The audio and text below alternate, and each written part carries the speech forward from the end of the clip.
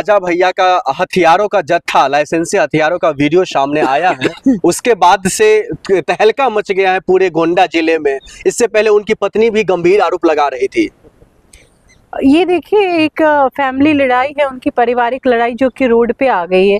राजा भैया की छवि बहुत पहले से सबको पता है कि बहुत सारे मिथ भी होंगे, क्या हकीकत है, बहुत सारी चीज़ें हैं उनके बारे में जो बनाई गई कि हथियारों का जखीरा है, तालाब है, बहुत सारी हमने जब हम छोटे थे तो सुना करते थे, बहुत सारी चीज़ें सुना करते थे, कई मारकर तालाब में डाल देने जैसी बातें हैं जो कि हमें नहीं पता। उस टाइम पे हमने सुनी थी, देखी तो नहीं है, पढ़ी थी, किताबों में आती थी, मिथ्य है, सही है।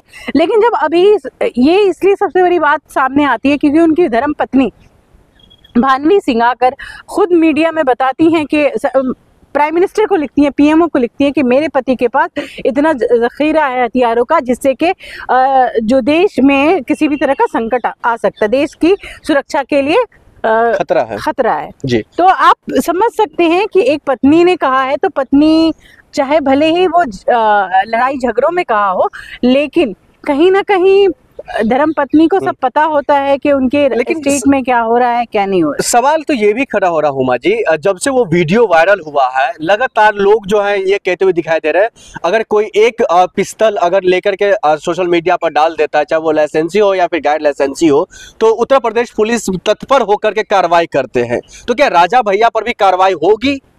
सत्ता तब तक उस इंसान को हाथ नहीं लगाती जब तक कि उससे फायदा पहुंचे। जिस दिन राजा भैया सत्ता की आंख के लिए किरकिरी बन जाएंगे, उस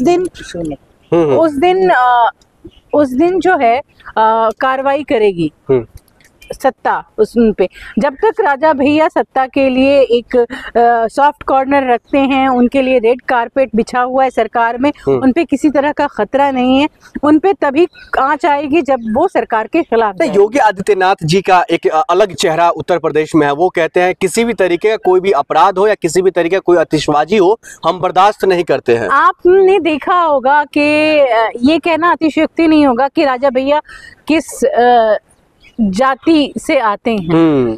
तो आपने देखा होगा कि उत्तर प्रदेश में जो भी कार्रवाइयाँ हुई हैं वो किन के खिलाफ हुई हैं और किस तरह से हुई हैं। तो ये एक पैटर्न है कि जो क्षत्रिय समाज के आते हैं उन्हें थोड़ा सा सुरक्षा मिलती है इन चीज़ों से। बाकी आपने देखा होगा कि और लोगों का जो ब्राह्मण जाति से आए हैं, जो दबंग, उनके साथ इनकाउंटर्स हुए हैं, यादव हुए हैं, मुस्लिम्स हुए हैं, मगर एक जो जाति विशेष है जो मुख्यमंत्री की जाति है, उन लोगों को एक प्रिविलेज मिला हुआ है यूपी में, जिसके आड़ में वो छिपे हुए हैं। सोशल मीडिया पर तमाम जो एक्टिविस्ट हैं या फिर तमाम कई ऐसे पत्रकार हैं, वो ये लिखते हुए दिखाई दे रहे हैं जो योगी जी यानी मुख्यमंत्री जी जो है वो किसी को बकसते नहीं है, चाहे वो कोई राजा भैया हो या फिर कोई और क्यों ना, उनके लिए सब बराबर है। कितने लोगों पे आरोप लगे हैं, कितने लोगों को बख्शा है। जिस तरह से बरेली हिंसा में लोगों को उन्होंने ट्रीट किया है, क्या उस तरह से जो उत्पात मचाया था कांवर में उनके साथ किया? जो भी अन्य बीएचयू की घटना हुई थी उनका इनकाउंटर हुआ क्या? लड़की के साथ जो भी अपराध हुआ था उसका इनकाउंटर हुआ क्या? क्या कोई मुस्लिम होता तो उसका इनकाउंटर नहीं हो गया होता? तो ये कहना बिल्कुल गलत है कि योगी जी सबके लिए बराबर है। योगी जी जिस शब्द का प्रयोग मुस्लिम्स के लिए करते हैं, क्या वो अन्य लोगों के लिए करते हैं? क्या कहते हैं क्या कि तुम्हारे नस्लें याद करेंगे, हम तुम्हें इतना टाइट कर देंगे? क्या यूपी में सिर्फ मुस्लिम रंगदारी करते हैं? नहीं ना। लेकिन क्या होता है, एक विशेष समुदाय के लिए ये एक कहते हैं कि अब्दुल की चूड़ी टाइट करके बहुसंख्यकों का वोट हासिल